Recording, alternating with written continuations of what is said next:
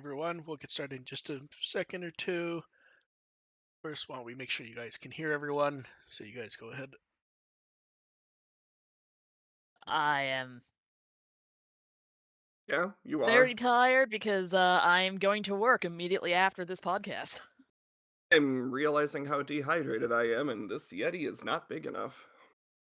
Yeah, that happens to me every recording. It's like, man, all of a sudden I feel really thirsty. It's like, is this drink gonna last me?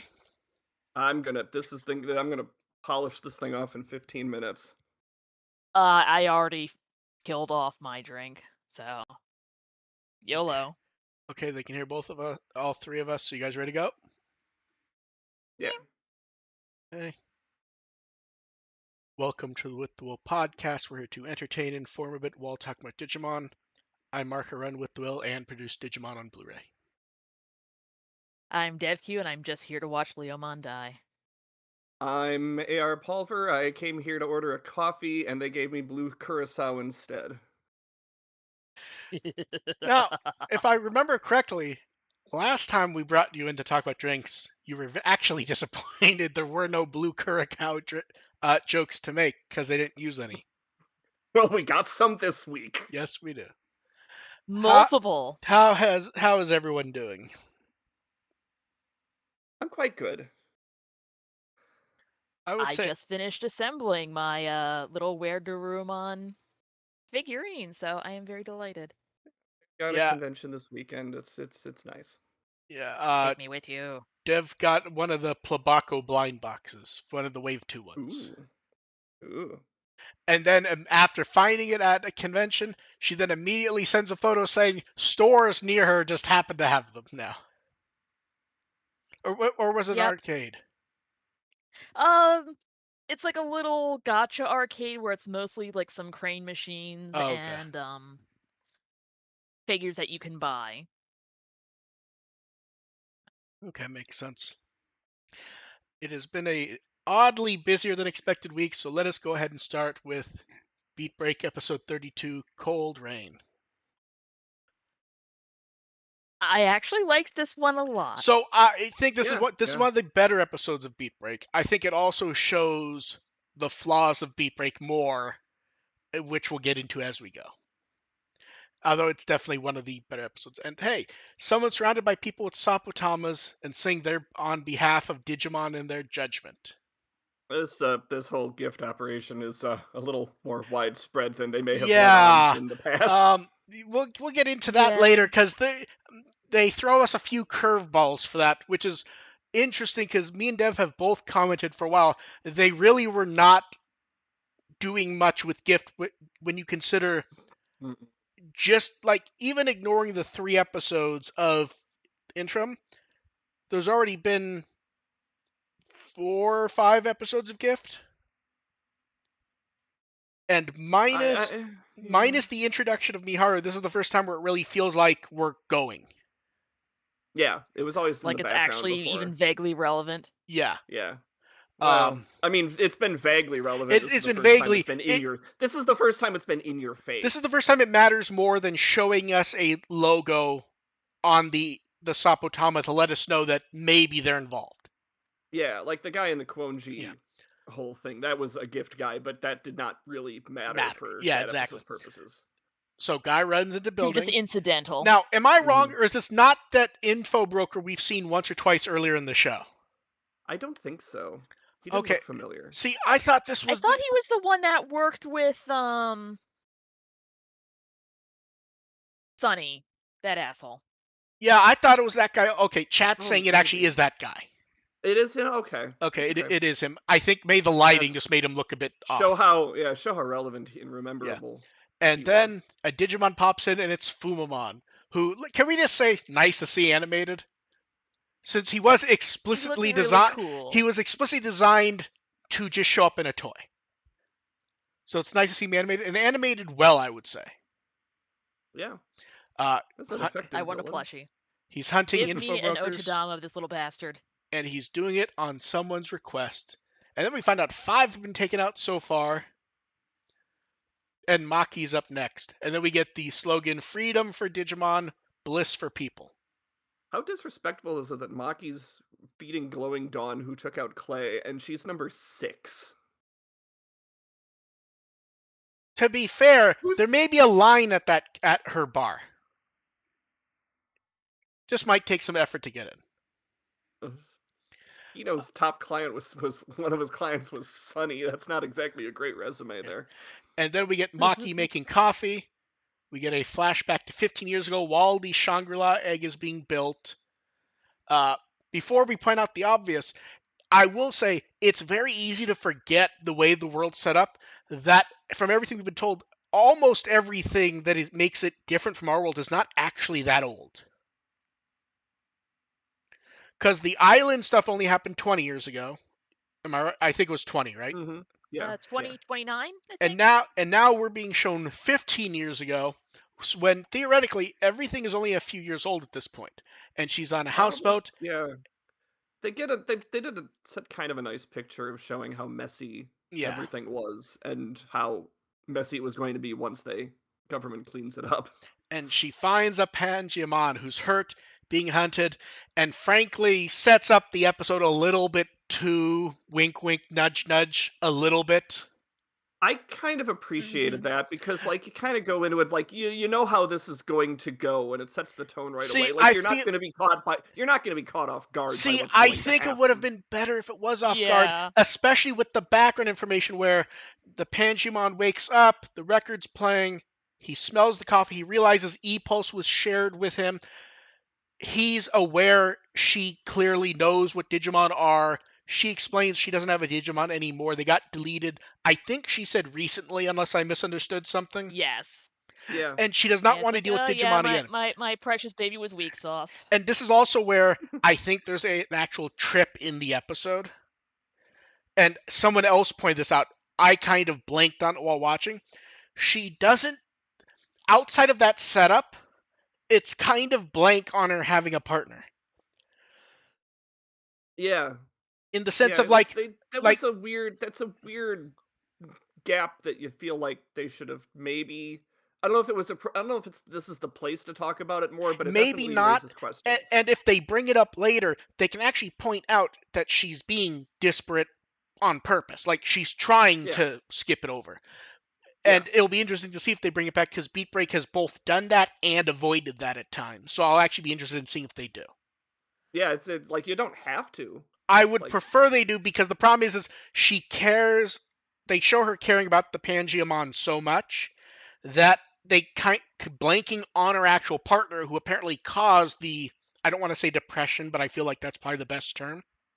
Melancholy. Yeah, feels a bit off to me.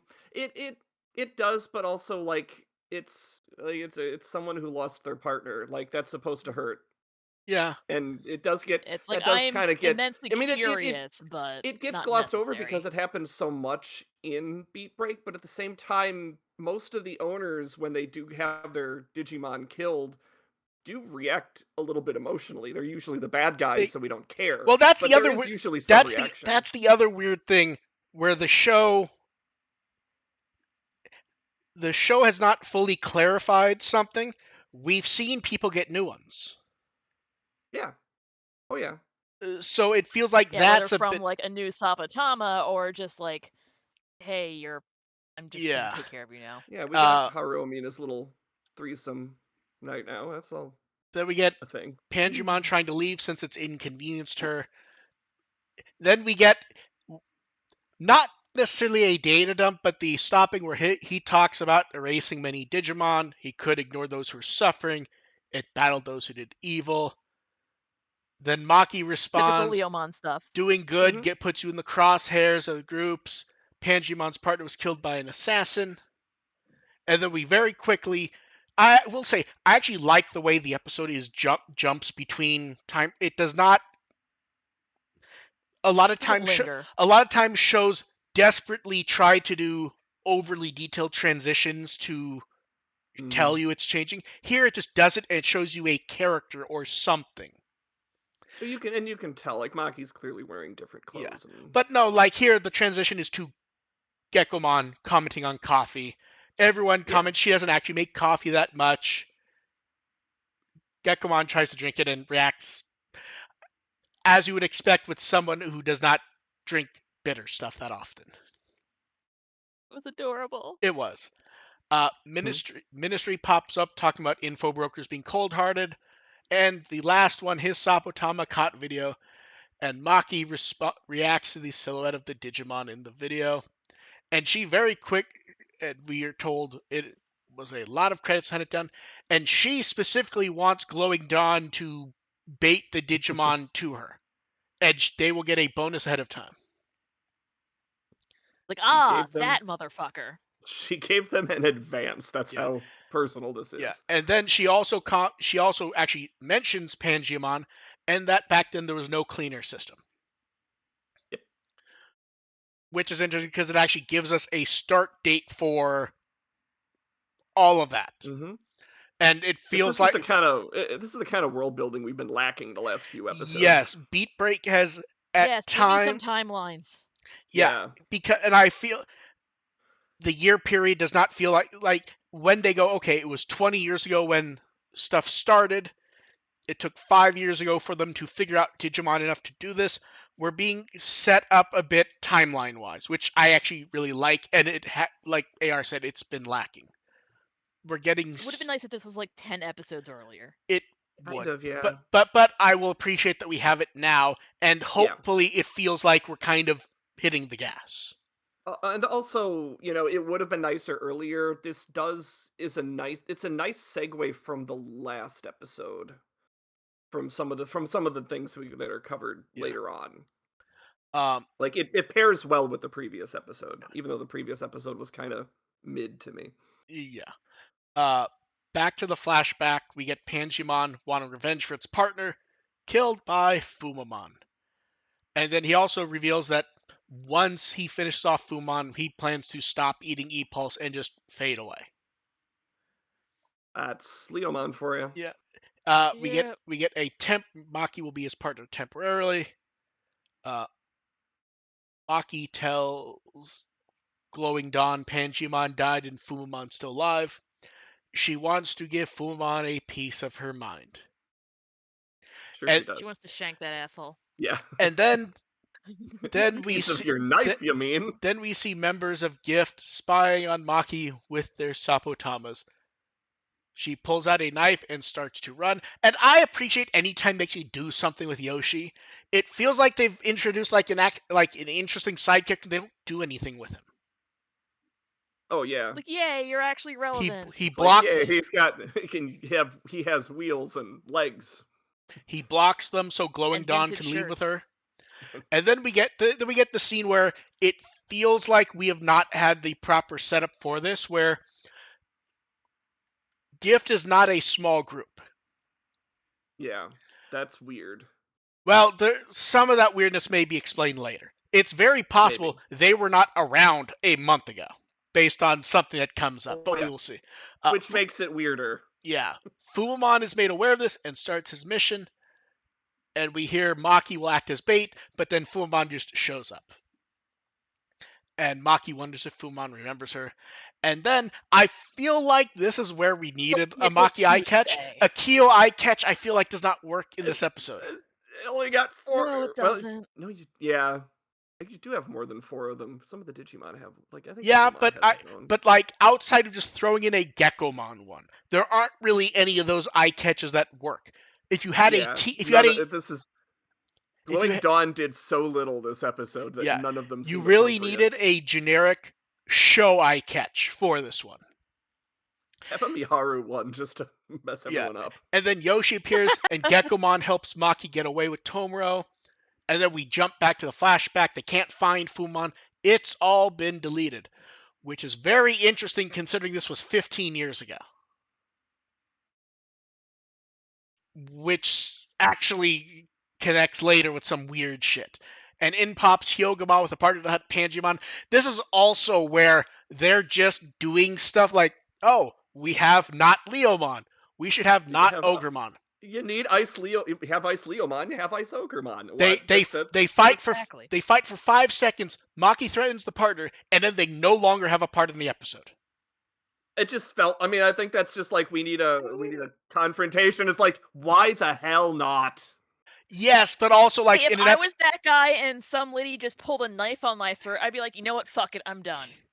Maki comments not liking the world the way it is, and back at the houseboat she makes coffee. God mood. Panjimon doesn't know why she's helping him, and he doesn't want her in the fight like that.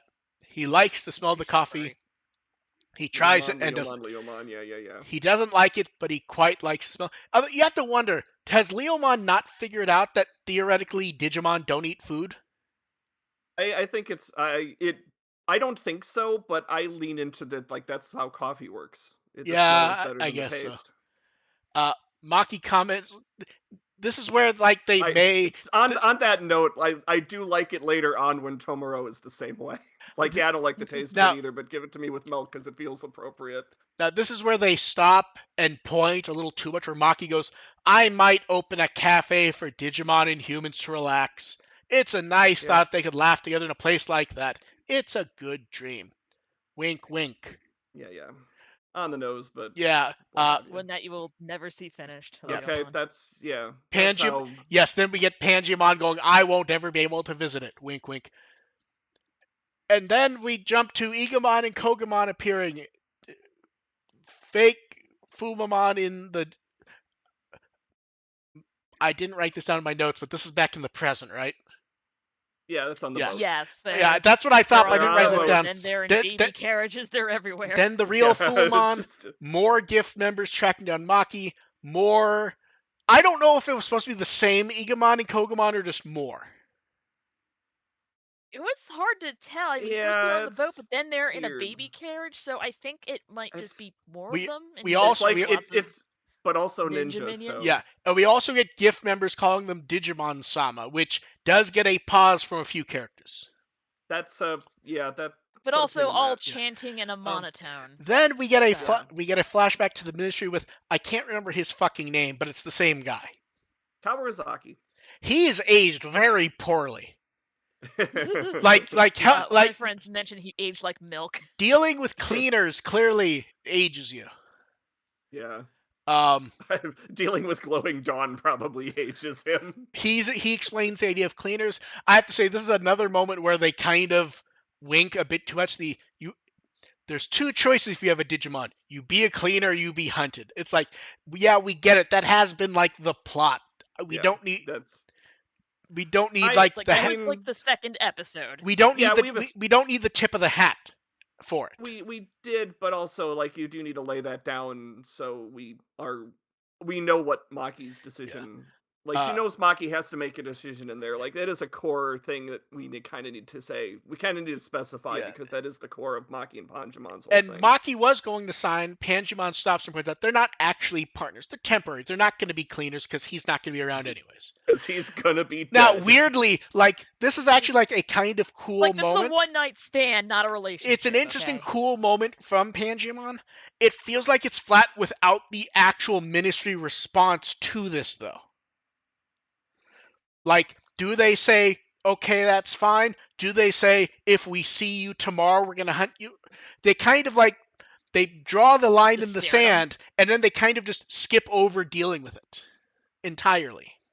They Yeah, probably have like others on their list to harass. It's like yeah. There's like whatever. he seems like a busy man, and Panjimon is gonna be dead soon. Yeah. So like, But they he don't get doesn't a know. chance But to he doesn't know respond. that's true. Is the thing.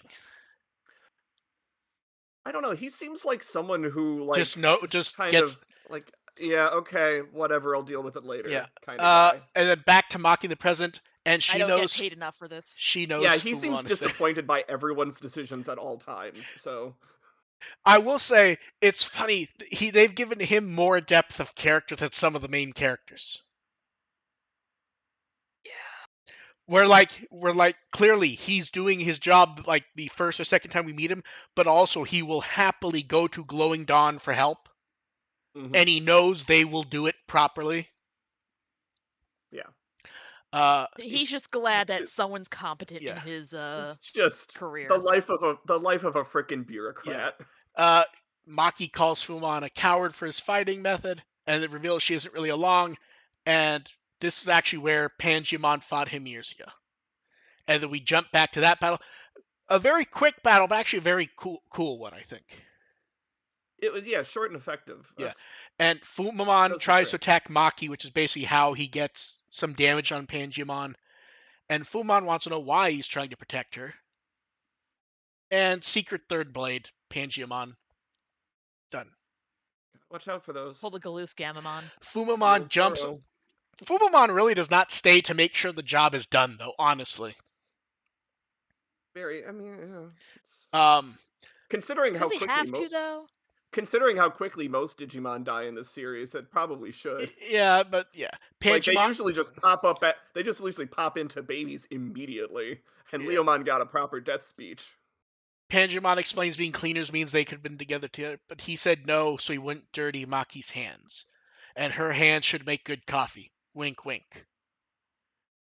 And bye to And shank Pangemon. people. And we don't hear what Maki says, and no baby appears. Which, weirdly, I'm not sure is actually in line with Beatbreak to this point. Yeah. Sometimes the baby doesn't appear. Sometimes they just fucking die. But we don't really get, like, the clarity as to that, is the thing. Yeah. So I think they anytime, did that. That was a for the drama thing, I think. yeah, it was, also but showed the Sapotama itself getting knifed, so maybe Yes. that was I a guess. harder hit. Yeah. Kyo appears with Murasamon saying they lured him there. Fumamon grabs Maki, and then in Mirror World, before they can react, Fumamon says he does remember her. But before he can say too much, Murasamon appears. And this is when finally one of them asks the obvious question. Kyo wants to know what gift is. And Fumamon doesn't actually care. He wants the cold hard people get his reward. Like, he does not actually care. He's the hired help. He's not going to know that. Well, even if he does, it doesn't like have any bearing to him. Yeah. And in chat pointed this out. This is like the nicest Mirror World we've seen in a while. It was so classy. Yeah. Yeah.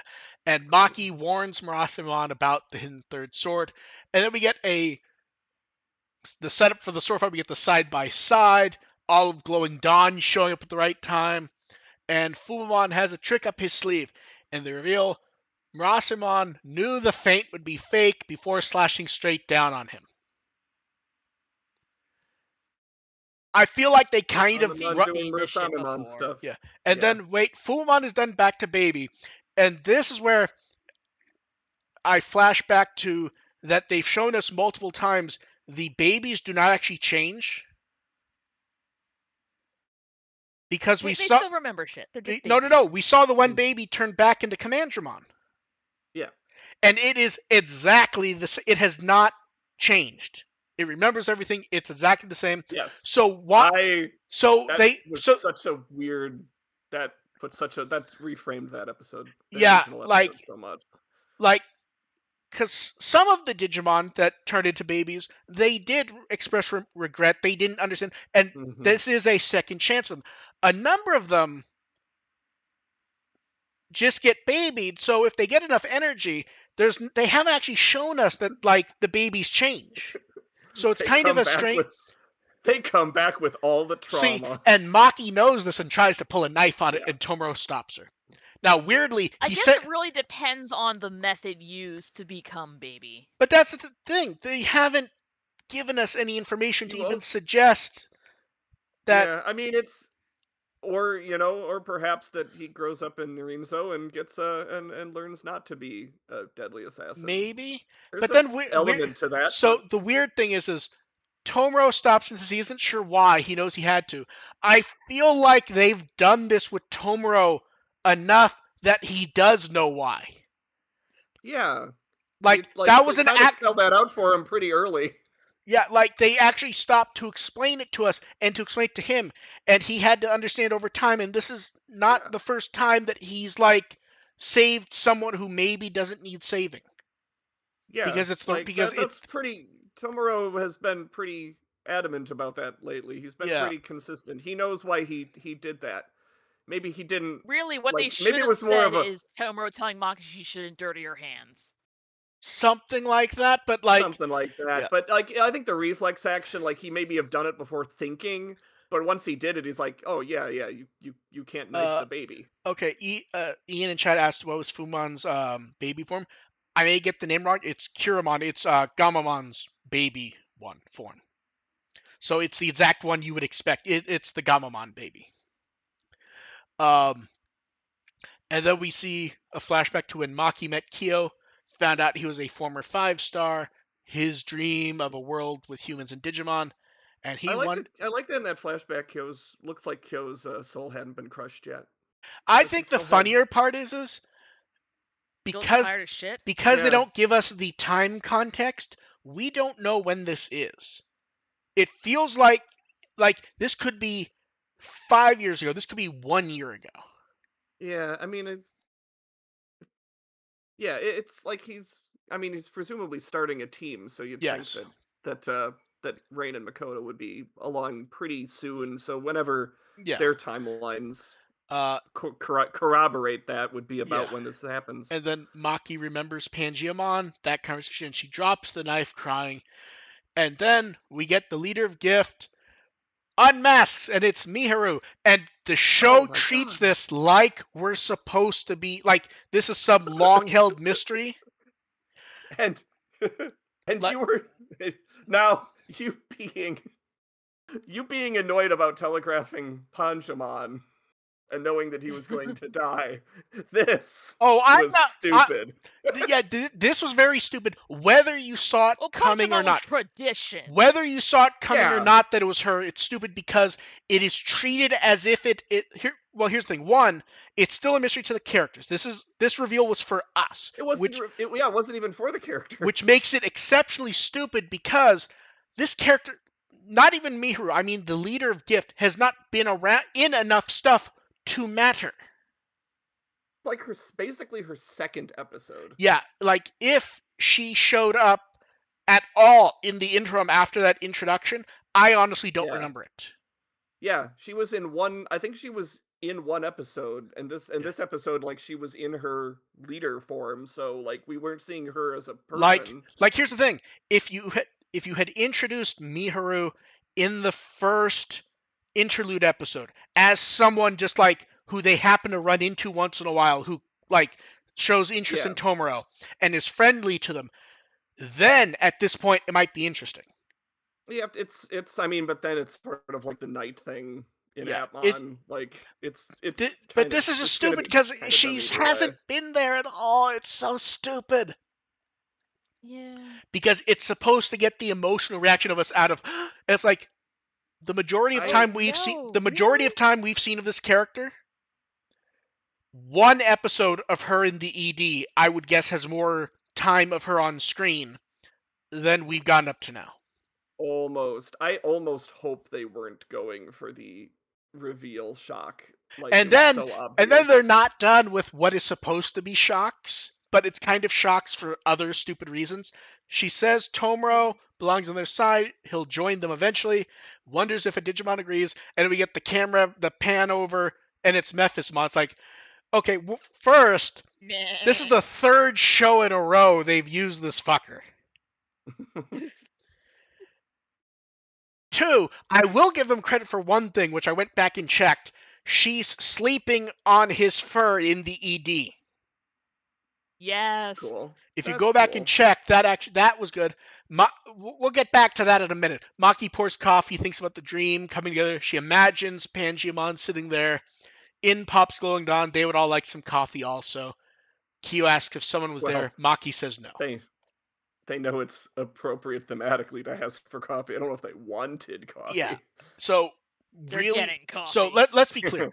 Really, really good episode. The booze is staying on the cabinet today. Really good episode. Great character stuff. I liked the fights.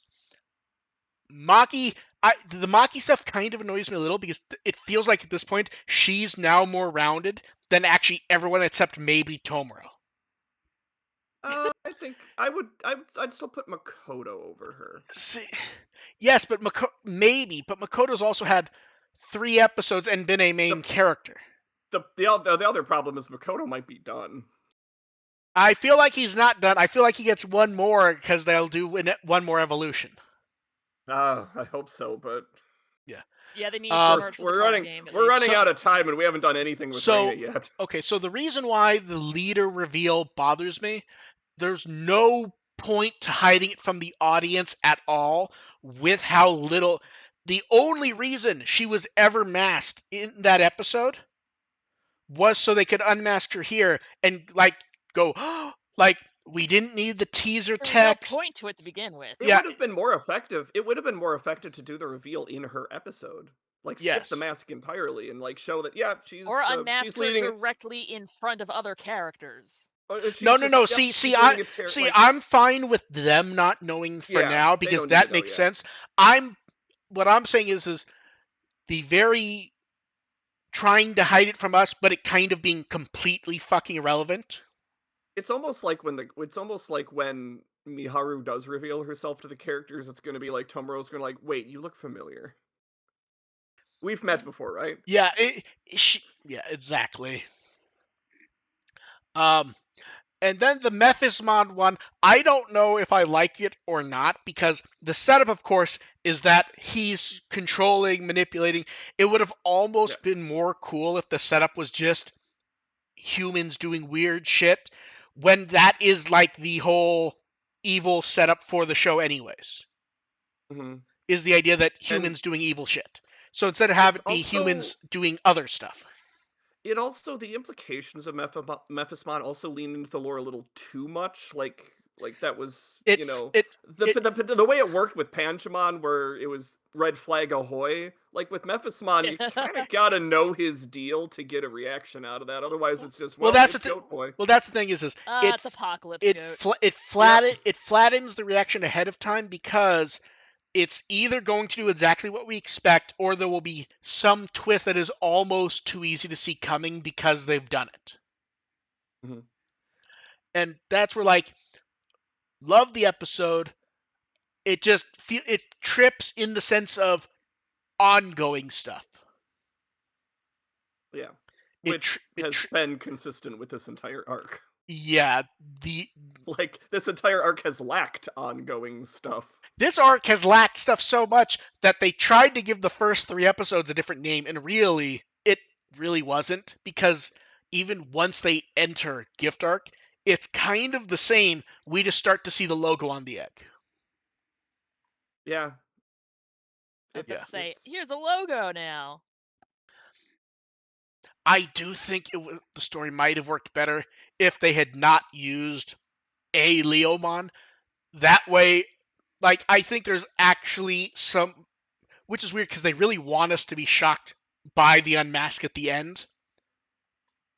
I'm not convinced they do. I don't know. I think they're pretty indifferent to it, honestly. No, I mean the production crew. Like, the very fact they did it. Well, we gotta. Okay, let's just do this. You think so? It felt like, because here's the thing, it's post the episode, right before we get to the nice little epilogue thing. We're clearly supposed to be shocked before the last scene. Also, I keep feeling they keep hyping up these characters so much in promotional media, and then when they actually pull them out, okay. The tweets from staff and cast never actually live up, because almost every tweet from a staff member or cast member is, this is a big one. And it's like, to be clear, this is one of the better episodes of the show, no doubt. Yeah. This was a A- for me. Yeah. I feel like I can give it an A. Like, it has plenty. The third act for me was a bit of a letdown. Like with the unmasking, maybe it just felt a little anticlimactic. It lost its footing a little at the end. Is what I don't disagree with you. I think it just hangs on just enough that even as much as some stuff annoys me, I think I can call this one an A, with the understanding that A+ would be like only a few minor things wrong. I don't have A+ in my. Okay, fair enough. Then yes, then A-. Okay, ready for some cast stuff? There's some good cast stuff here. I can't even go through the small amount that I did because there's so fucking much. Rikiya Koyama's Panjamon. Most notably, he had 2 Digimon roles. He was Dantemon in Atmon and Frozomon in Ghost Game. Dantemon. Yes. Retsu and Baki.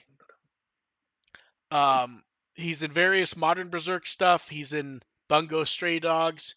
He's the current voice of Kogoro Mori in Detective Conan. He's Kuzue in various Ghost in the Shell stuff. Azazel in High School DxD. Shinigami Sama in Soul Eater. You ready for some dubbed over stuff? Oh, this one's good. Are you ready? Yes. He dubs over George Clooney in numerous stuff, including ER and Batman and Robin. Wow. Damn. Of all the Clooney roles, you hit those two. Oh, no, I put Ocean's 11 on the list also. There's just a lot to go through. Okay. He said I got other. Yeah. Just the Okay, then he dubs over Kiefer Sutherland in 24. Denzel Washington in a number of films. I couldn't pick one that was like, because they didn't shine specifically as like, oh, the Denzel Washington movie. Now, he plays The Rock in the Fast and Furious films.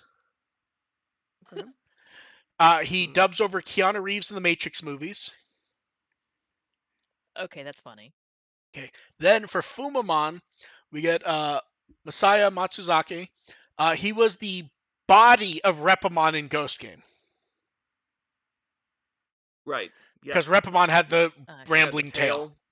Yeah. He's Matori in Saki K, Ren in Hellgirl. He's various characters in Hunter x Hunter. He's Blues, who's Proto Man and Rockman EXE. He was the Blue Ranger in Mega Ranger, and he's Ryo in all the Shenmue stuff. Okay. And I only picked 2 dubbed over things for him because the 2 choices were so good. Are you ready? As long as you don't make me recall specific details from Ghost Game episodes. No. He's Johnny Storm in the 2000s Fantastic Four movie. And then Mega Ranger was turned into Power Rangers in Space. He plays the Silver Ranger in Power Rangers in Space. Oh. So weirdly, they did not have him dub over the equivalent of him. They had him play an entirely different character. They dubbed that is random. American Power Rangers? Yes. Huh. That's weird. Not all of it, because there definitely was, but like I remember when they did Power Rangers SPD, the entire Deck Ranger cast, what were the dub actors? Mm-mm. So like everyone played their roles. Okay. I suppose I think they dubbed Robotech, so yeah. Then I don't remember who Kishiwada was, to be honest. Kishiwada was Fumamon's partner, wasn't he? Yeah, I think so. That must be Ryotaro Okiayu. Very well known to Digimon fans. Are you ready for the list of Digimon characters he's played? Are you ready? Who is this again? Ryotaro Okiayu. He was the partner of Fumamon. Okay. In Frontier and X Evolution, he's Roto Knightmon. In Cross Wars, he's Gradimon. In the Adventure PSP game in 2020, he's Devimon. And he also played him in New Century. And I need to check. I think he's married to AIM. Oh. Huh. Also, in Ghost Game, he was Felismon and Airdramon. Okay. I forgot Airdramon talked.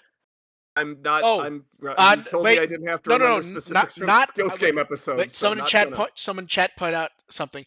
I don't mean Fumamon. I mean Hyogamon. Hyogamon? Hyogamon's partner, not Fumamon. Hyogamon's partner. I was thinking of the name? I think it's the red Ogremon that has like an F name. Fugamon. Oh, Fugamon. That's where I was getting confused. Okay, some of his roles. He's Byakuya in Bleach, Akio in Clannad, a number of characters in Detective Conan. In 90s, Dr. Slump, he was Dr. Masharito.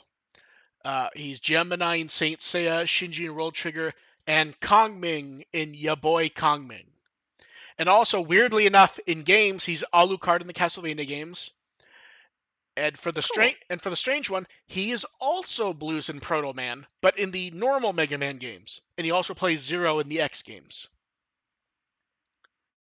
Oh. So which one's the real Proto Man and which one's the fake Proto Man from Mega Man 4? Oh, you say that, AR? I was going to skip it. He's Terra in Kingdom Hearts.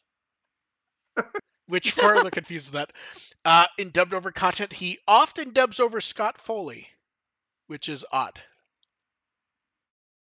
I don't even remember who the fuck that is. I don't know who that is. You'd recognize Scott Foley if you saw him. So then, next time, we have episode 33, Midsummer Ghost. Which I don't know. Tactics is back. I don't know if I'm happy Tactics is back or if I'm disappointed that they're back technically so quickly. I am pensive about this episode. Yeah, this same. feels this is like when we need plot advancement. It does feel very much like let's remember that. Let's get Tactics back in the mix and have a beach episode. But also, yeah, it's a beach episode. But also, it's not like we're only seeing like the 7 legends of various high school that is haunted. But it's also we're not just getting the 2 that hang around. We're getting all 3 of them. Yeah. Which, yeah, we don't need. Yeah. I don't mind seeing them again. We have more important things to do than catch up with them right now. Also, the weirdest part is they've already made Commandramon such like an important part of not the lore of Beatbreak, but like a thing in it. That then all of a sudden we're getting D Brigade members feels like little odd. Yeah, that threw me off too. Because at first it's like, oh, Commandramon's here and he must be evolving. It's like, wait, this doesn't really fit for Commandramon though. Don't want that. Wait, no, it's a bunch of random D Brigade I want him off in Panda Village, not doing anything else for the rest of the series. So give him his happy ending. It really does feel like this is gonna be a great episode, or this is going to like trip Faceplant. I'm already thinking Faceplant. I think it might be a fun episode, but it also might be just not what we need right now. I think I agree with you, but I have hope. And then, hey, did you guys know Digimon Beatbreak was nominated for a Crunchyroll Award? I keep forgetting that exists. I've been told. And it did not win. And would you like to know what the reaction of some people were? Because God bless the reactions. Now, fucking ridiculous tantruming. Oh no! So Lazarus won, and they go, the reason Digimon lost to Lazarus, the normies. It's like the normies. You guys realize one, awards like this, especially when people are voting for them, that means it's Crunchyroll subscribers who care enough to go and vote. That is the normie audience. A lot of hardcore fans, outside of if their specific show is up, most people don't actually care. Yeah, it's like it is a poll of Crunchyroll subscribers, so yeah, normies. Yeah. Like anime fans, you know. Yeah.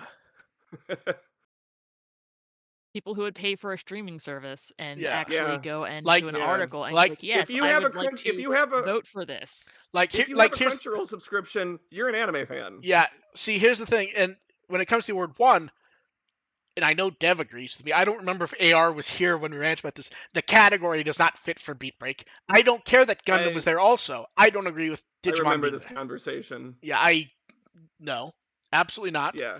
And also, in chat's doing it also, it does not matter if you don't know anyone who likes the show. The show aired on TV. Plenty of people watched it. I guarantee you more people watched it than have watched Beatbreak. Oh, absolutely. There is no doubt. So, like, don't get me wrong. I understand, but, like, Beatbreak is not, like, that level of show where I'm going to go, it was robbed. It should have won. Like, here's the thing. Maybe when Beatbreak's done, it will be at that level. Look at the vote numbers, like the quantities. I don't think we have vote numbers. I don't think we get anything like that. And I should point out, the people votes count for 30% because they stopped letting the people vote count at an even level because I don't know what year it was. A bunch of people meme voted for some show and it won like everything. Yeah. Oh yeah. Yeah. I don't remember what it was. Happen. Yeah, I think you explained to me it was like 30-70, which feels more appropriate. Yeah, it does, and I would prefer it. There have been a category that it felt like I don't like that Beatbreak was in that category. I don't like that Gundam was in that category.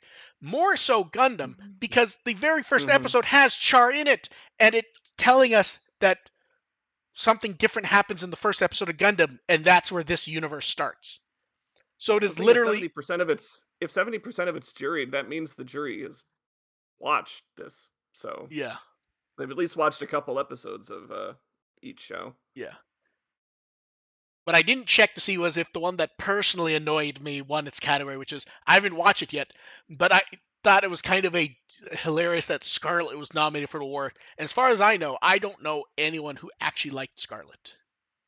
I need to watch it, but I do not know that anyone liked that movie. I got the I got the 4K disc and need to watch it. So moving on from the Crunchyroll Awards, we got episode 31 production art. I deeply love that we get these every week. Mm-hmm. It is the single thing that there's no doubt that Beatbreak has over its predecessors, that we just get a stack of these every week. I am very delighted every time more comes up, especially any of the evolution sequences. Then we get line art of Chihiro from the end of the episode. I will say, the last few weeks, does it feel like they've stepped up on what scenes to choose for the line art videos? Oh, I kind of like it whatever they happen to choose at the time, so. True. And then we get an evolution scene line art comparison collection. It's the line art with the finalized animation for every Glowing Dawn evolution from the beginning of the series up till now. I really, really liked this one. I know, me too. What I like was, and I didn't even think about it, was that the Murasimon evolution that came out of nowhere. And it's like, oh, they were showing us stuff for the perfect level evolution before Monarch Lizamon does it. That way we would have already seen that style of evolution. Which was a touch I didn't realize at the time, which was neat. And then we got a few behind-the-scenes photos of the Anime Awards from director Miyamoto. And which I did not pay attention to. He basically gave the generic message you would think, which is he was at the ceremony. We expressed regret they didn't win. Wanted to thank people who voted, and they'll continue to work hard for the fans. Yeah. Yippee. Yeah. That is very, very bright, that set. I feel like roasting everyone on stage. The multicolor background feels like that would not go well with people walking around. Then, a few days ago, there's some site downtime because bots. Oh, bots. Oh, I thought it's because I ate the SSL. No, okay, so it was So first, what happened was... oh, that too. No, so I'll explain.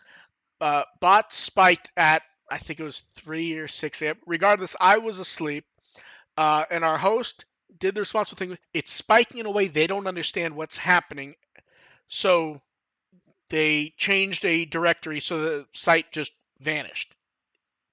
Because, it could be a DDoS, it's affecting other stuff. They need to pull it until we can take a look, rather than them trying to mess with stuff, which, of course, they should not do. So they pulled it. We got up, me and Lost looked through stuff, and yeah, it was spike.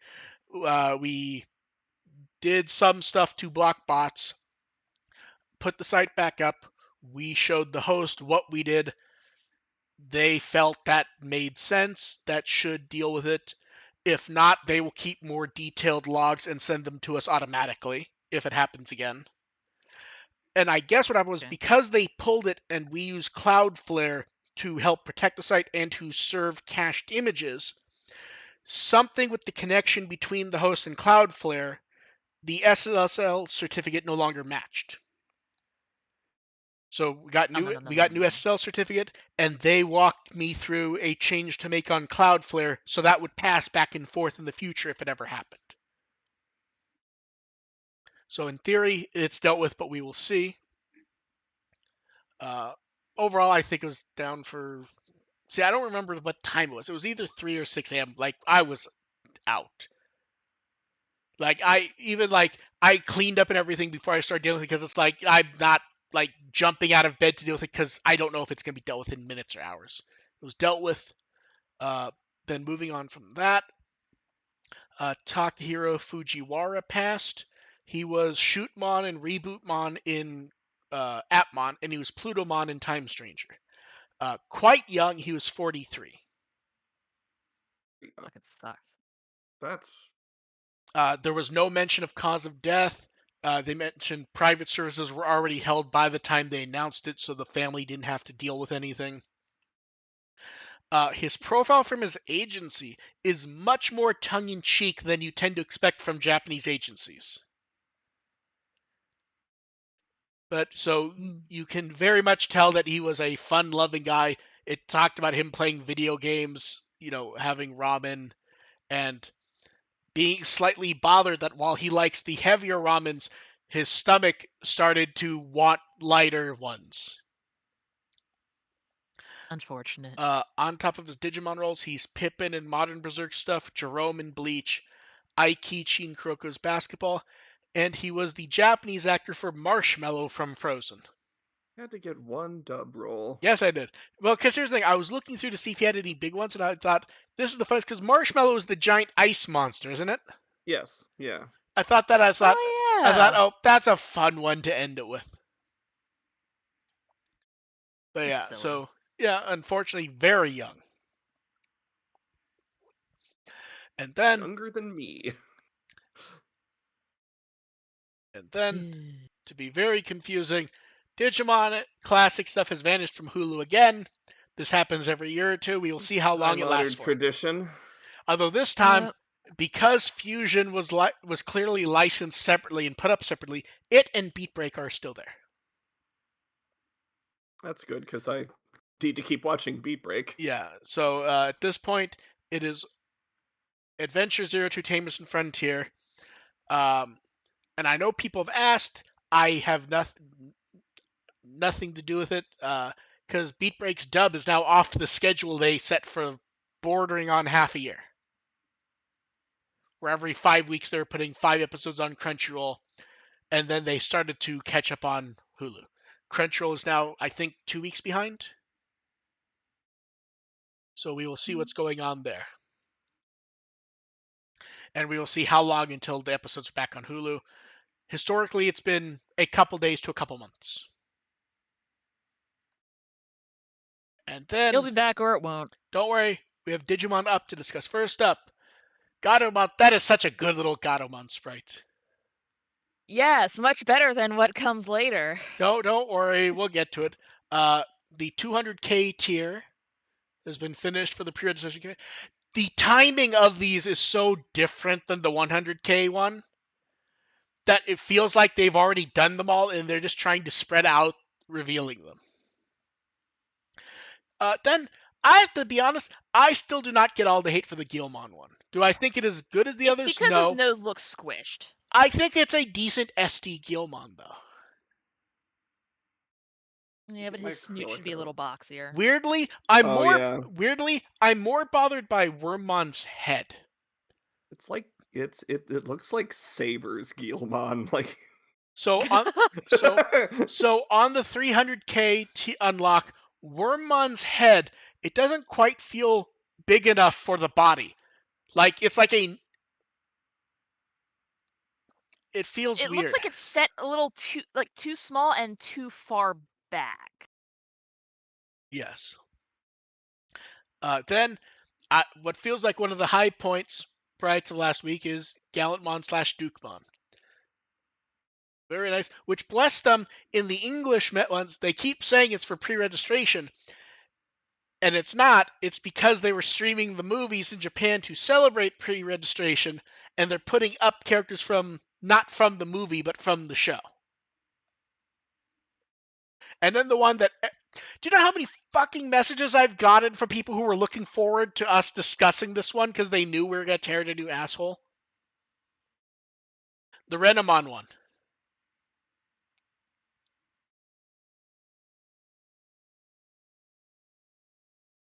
Are you guys still there?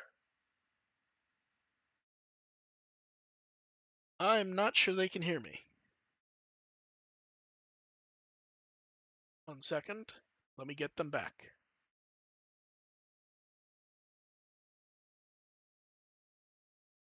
Can you guys hear me now?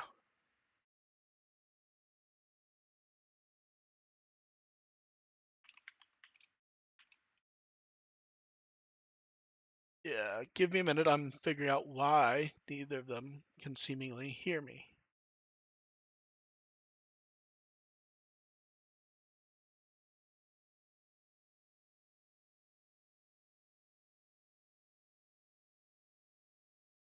Can you guys hear me now? I've Yes. always could. Okay, that is odd because we could not hear you. I couldn't, and I neither wasn't. could chat. I also wasn't saying anything. Okay, you weren't say. Okay, any thoughts on the Renamon? Not really. No.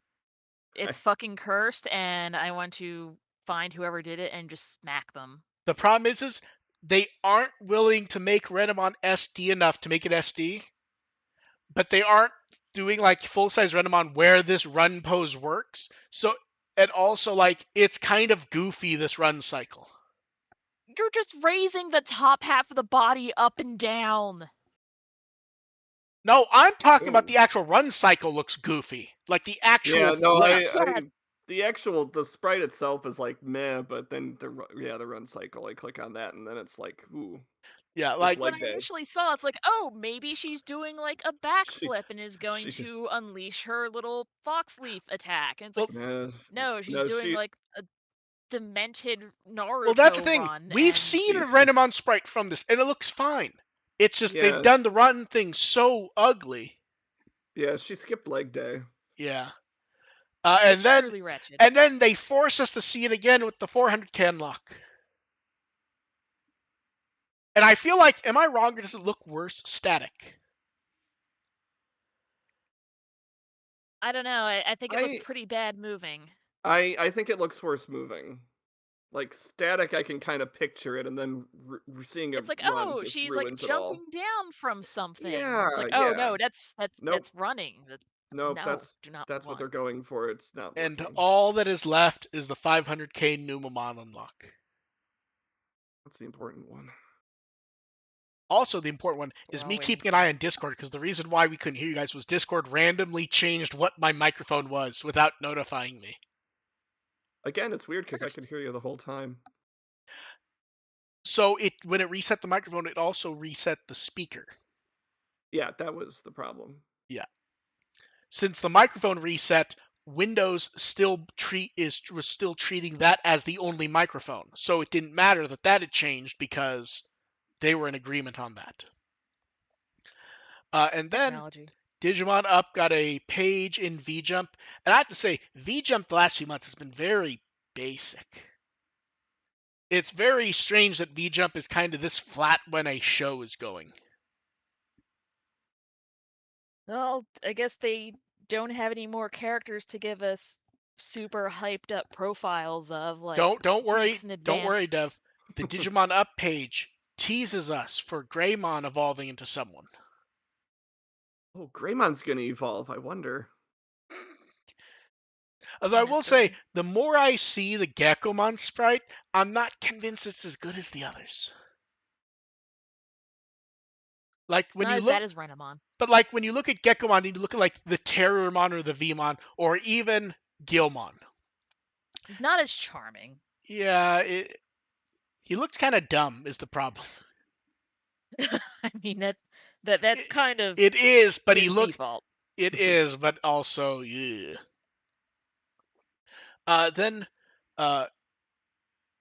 the Anime Project Noizumi 2026 event, which is basically in Narima Ward, the birthplace of Japanese animation. They're doing various venues having events that day, from anime and tokusatsu franchises at various local locations. And a couple of Digimon things are being done. The Toei Animation Museum will have Agumon and Geckomon mascots on hand, which is weird. I can't figure out if the museum's open that day or not. Like, it will be open for the photo stuff. I'm not sure if it actually will be open that day normally, or if it'll have like altered hours or not. I can just find them saying, check the schedule for the hours that day. But it doesn't tell. Help. And then the local library will have a screening of the Digimon Adventure movie and our war game. Seating priority will be given to children up to elementary school age and their parents. We all know why they have to say that, but still. Yeah. And that is very soon on May 31st. And then Cardo-Palooza has begun. We get Kakumon and Hanuman/8mon. Yeah. First off, the Kakumon one, that is some great art. Yes. With Kamemon. I love little Kamemon just chilling there. Hanuman, I feel like the weird thing is the coolest part here is the stylized bone slash. Yeah, I agree with that. I was also looking at like the background. Yeah, I can't get past the slash though. It's such a good effect. It also does not feel like it matches this art. Then we get a very stylized Gokuamon.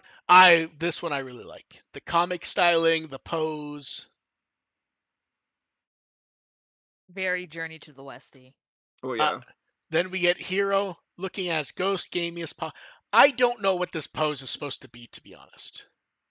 He's T-posing. He's T-posing, but doing it wrong.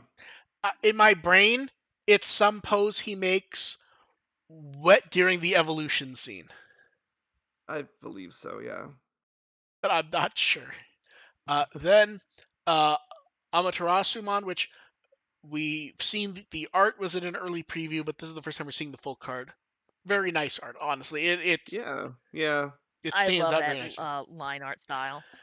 Then for Genshi Continent and Ashino Island, this is on the the Shambhala page. Shambhala, yeah. So this was actually one of the first pieces of art we saw for Shambhala. Like that they're doing lands now. I feel like they're doing it because outside of a few images, they haven't really told us anything about this world, but they're doing a card set of it. Let me make one magic joke. My brain did not even catch that it was a magic joke, to be honest. Mine did. Because I was already going, it's weird, they want to give us a whole set based on the world, but they have not shown us the world enough to start land cards. Everyone likes land cards. Then we get Metal Empire, Techno Cityscape, and a nice selection of Digimon, to be honest. Everyone just notices the dog and misses Monodramon looks demented. Then Ruli gets a card. Yeah, this has to be from the evolution scene. I think so, yeah. And they were nice enough to give her the upgraded watch. This one's red. It goes 3 times faster. Then we get Angormon in Simbare Angormon. Okay, so first, I love that he's helping them across, but also they give him the creepy face. Yeah.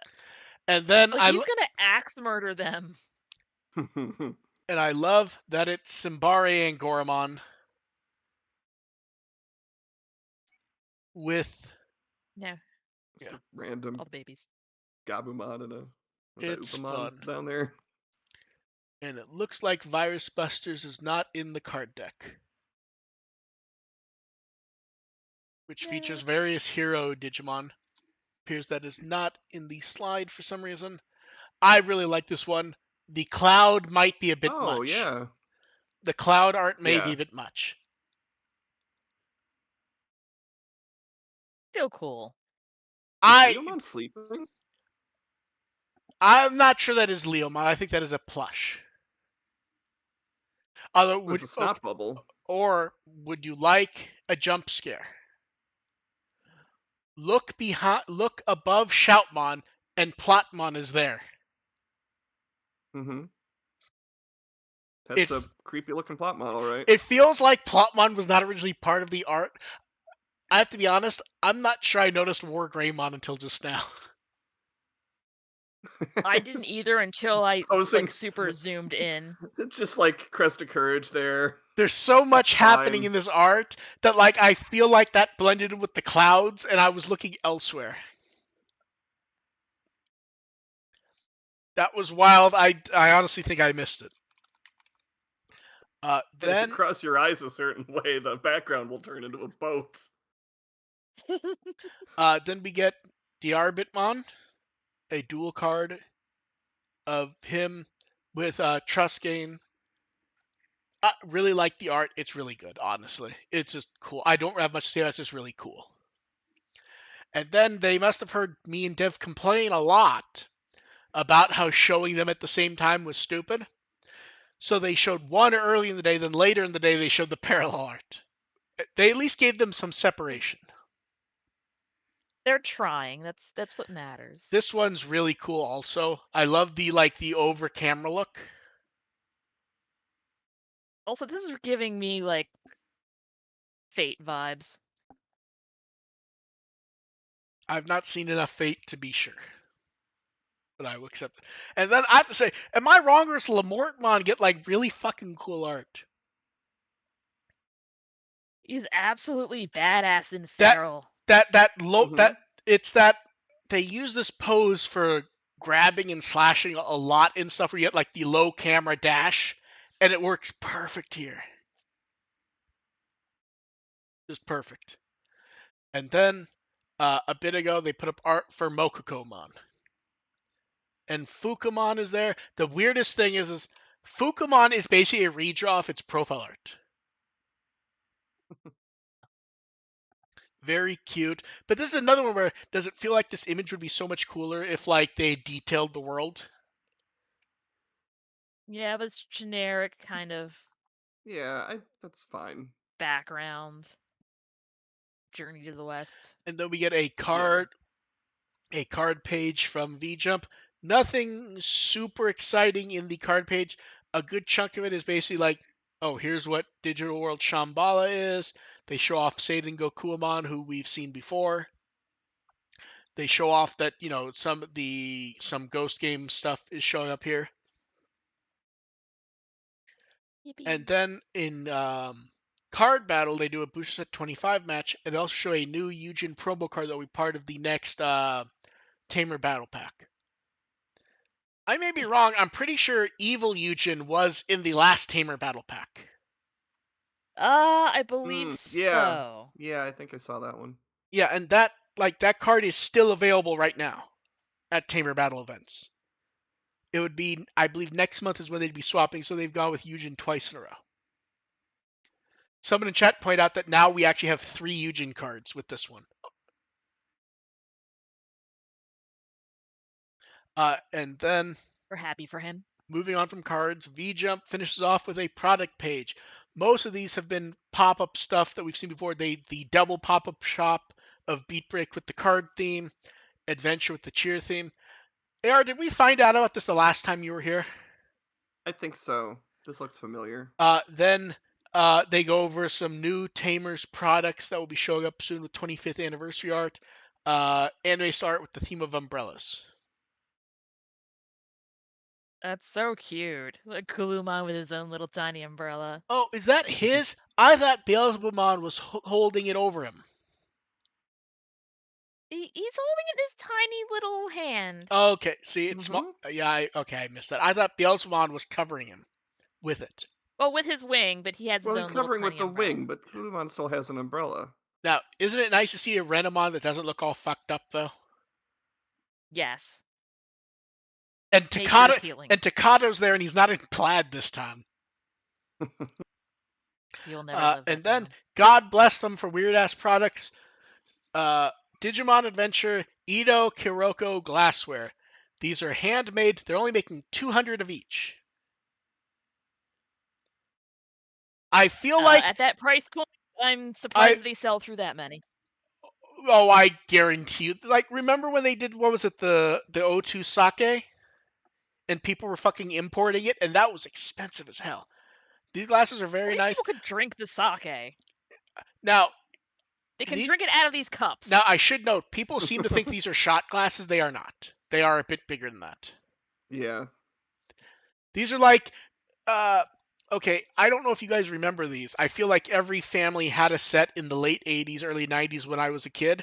What, like rock glasses? No, they were like clear and red. Oh yeah. And they had they had the diamond divots throughout them. It reminds me of ask your local alcoholic; they'll tell you all about them. Yeah, it feels like these. Like this looks like it's for like whiskey or something. Yeah, Got a nice brandy in them. Yeah, very very nice looking. Absolutely fucking not for the price. Holy shit! Let me wait. I'm gonna do a conversion live. The conversion to dollars, which remember exchange rate's actually pretty good right now. $275 each. No. Each. No. Imagine having a nice old fashioned in that. I could get 4 V-dramons for that.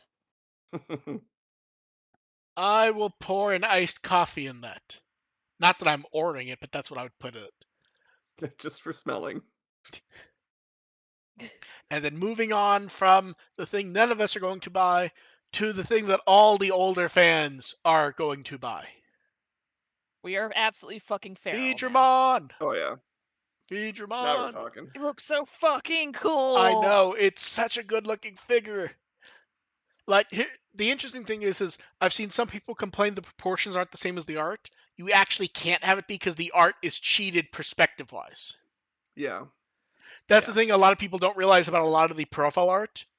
They cheat with the perspective because it does not have to be in 3D.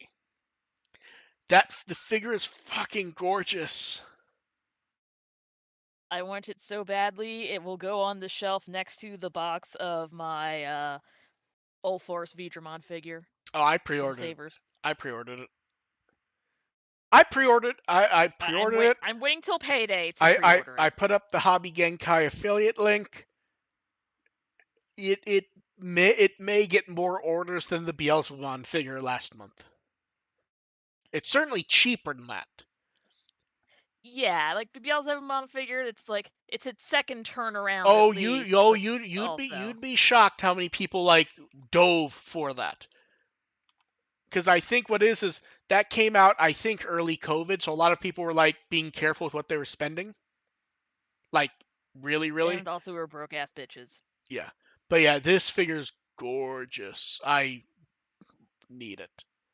I will put it next to my Garfello plush that guards my stairs. A place of honor. A place of honor next to Garfield dressed as the 5th Ninja Turtle. Pre-orders for this will, as long as they have stock, through June 21st, it'll ship in September. I just know half of the people who listen to the show are going to be like, oh, he can't be serious. There's no such thing as Garfello. And they're going to look it up and be like, oh, fuck, it is. Like, yes, Mark spent money on this. To be fair, it's like a $10 plush. I thought it was double that. And then, the reason AR is here. Digimon Beatbreak is appearing at Karatez Karaoke. I think the last Karatez was the triple collaboration, which was O2 Crosswords and Try last year. Yeah. So, new art with a musical theme for Glowing Dawn tactics. Let's be clear. Love it. It matches theoretically the theme for Beatbreak. I say theoretically because also multiple people have pointed this out. Does it feel really stupid that Ludomon is sitting there with a tambourine and not like hitting himself as drums? He's the symbol. He is a symbol.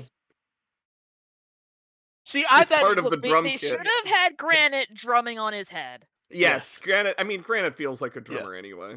I mean, I know you got Tomoro. So this will be at various Karatez locations, May 28th through August 22nd. You got 2 people on the guitar. Can we also point out like how disappointed Gigasmon looks at like having to hold the amp and not get an instrument? I was just about to say that. Why is Gigasmon holding the amp? Because he has big chunky fingers. I mean, it's stupid that Knight's there to begin with, but like this is like you let the Tactics kids into the collaborations and one of them doesn't even get a redemption arc, so he died an asshole. Well, the funny part is they never really framed really framed him with the other 3 characters, and in retrospect, he was only ever framed as properly part of Tactics for like to even out the odds in products. Kind of, yeah. Okay, then are you ready For drinks. Each Let's collaboration drink is 660 yen. First up, the Tomorrow Gekomon purple melon syrup and hyaluronic acid jelly mixed in melon soda, topped with sliced lemon and green star-shaped nata de coco. I'll be honest. What the fuck does hyaluronic acid taste Well, like? we've been Because through I've this only every used that time. in cosmetics. We've been through it before. It is a normal drink edition that is also said to like help with skin. It is a normal drink edition for stuff. I'll say this: the drink is fine. It's not to my taste. Drink your Nirachina. Yeah. So this one's fun. Reina and Pristimon get grenadine syrup mixed in iced tea and topped with yellow star-shaped nut. This feels lazy, honestly. This is tea. They threw in some syrup. Yeah, but it also looks edible. It also looks safe. It is, but here's the thing. It should not be the type of thing where like, okay, here's a bottle of iced tea. Here's one of those fucking bottles of pomegranate juice. It's basically that. It should just be like a fancy tea. Yes. Honestly, maybe dress it up a little bit, but in fact, I think would tea not. Should be. It's the like tea should start the show. Tea version of Shirley Temple. Well, I was gonna say, would it not have been better if this was hot tea because that is Pristimon's whole thing? Yes, this should be like the tea should be the main focus of this one. Yeah. Makoto and Troutmon, we get butterfly pea syrup, hyaluronic acid jelly mixed in ginger ale and orange juice and topped with frozen berries. So here's also sounds pretty basic. So here's the weird thing.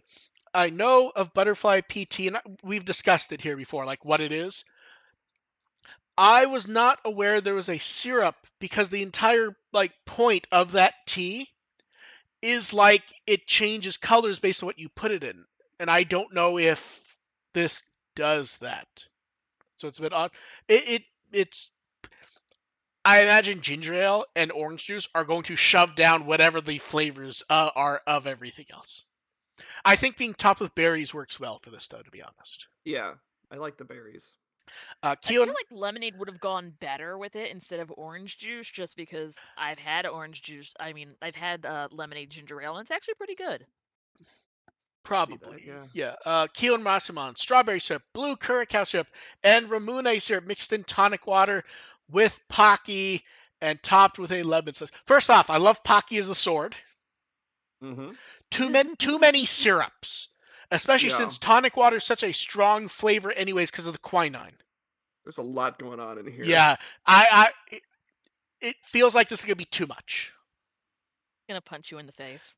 Yeah, Raito and Monodramon, we get fair. Blue curacao syrup, wild berry syrup mixed in sparkling water, topped with red and yellow star-shaped nata de coco. This one's fine. I expected this to be terrible. I was like, Raito feels like something that should be offensive. I will say it's maybe a bit too bold blue, if I'm being honest. Yeah, it's a terrifying shade of blue, but like the taste seems reasonable. Like I would probably, I'd give this one a try. Hotaruku and Shakomon. I would as well. We get pink grapefruit syrup, apricot syrup mixed in sparkling water, topped with vanilla ice cream and mint. It's not to my taste. I think it's fine. It's very nice. Like I don't get the making the sweet the ice cream and going on with Hotaruko. That doesn't. I feel like it's supposed to represent like the shape of Shakomon. The wrong color though. It is, but like I feel like if they tried to put like mint or a green for the inside or pink for the outside, it would kind of become a bit one note in look, and mint was not going to work for this. Yeah, matcha and flavor. Matcha could have worked. And then what I think is probably the laziest drink, Grand and Ludomon get matcha aid topped with whipped cream, uji matcha sauce, and blue and star-shaped nata de coco. Uji matcha sauce is basically like fancy matcha flavoring. So it's matcha topped with whipped cream, more matcha, and they sprinkle on some of the candies. You're just eating Ludomon at this point. Yeah. And then, hazelnut syrup mixed in iced coffee, topped with a marshmallow and caramel sauce for Naito and Gigasmon. This is kind of like a normal drink. It is the closest thing to like my taste, except I don't like half the stuff in it. I don't know how this like Why is Naito even getting a drink? And shouldn't it be like, if you're actually gonna make a drink associated with Naito, shouldn't it be like sand mixed in with salt water? Boo. Well, that's for Joe. No, well, that's that with sesame seeds on it. You get a random coaster with this. They will also be doing the concept room at 2 locations. That's where, and we always get photos of it where like they put up the displays and everything. Products are can badges, cards, acrylic keychains.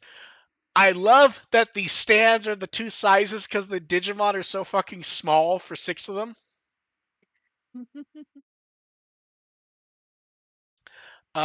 And they will be online at the Animate store July 24th through August 9th. Hell yes, I'm definitely picking up a few of these. Now, we asked AR if he was available. He said yes. And then after he agreed to do it, It's Memorial Day. What do you think I'm going to be doing tonight? Then they announced a pop-up shop at Animate Cafe in Korea, where we have more drinks. So this will be at the I'm to subject the Koreans to this poison. The Animate. To be fair, Korea has lots of these events for stuff. I just don't think they've done drinks for Digimon, at least that I know of. I'm sure it has happened. Animate Cafe Hongdae in Seoul. New SD art. The art is very good. Art's very cute, yeah. Yeah. I feel like the VIP of this art is Gomamon. He looks so happy. Yeah. And Joe then has pretty good arm strength if he can this hold will him be up like that. This will be June 5th through July 7th, ending on my birthday. Are you ready for drinks? Yeah. Now I should note these are 7,000 won. That comes out to about 450. Okay, Taichi Agumon. Orange base and strawberry popping boba mixed in soda water, topped with an orange slice and rosemary. Rosemary.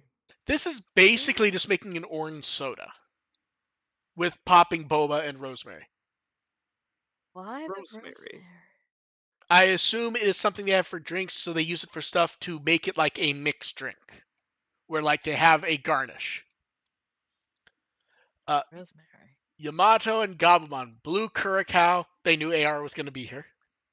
Hell yes. Lychee Gotta syrup. Go to the classics. Lychee if this syrup. Is the first drink, if this is the first drink for in Korea, you have to give them the fundamentals here.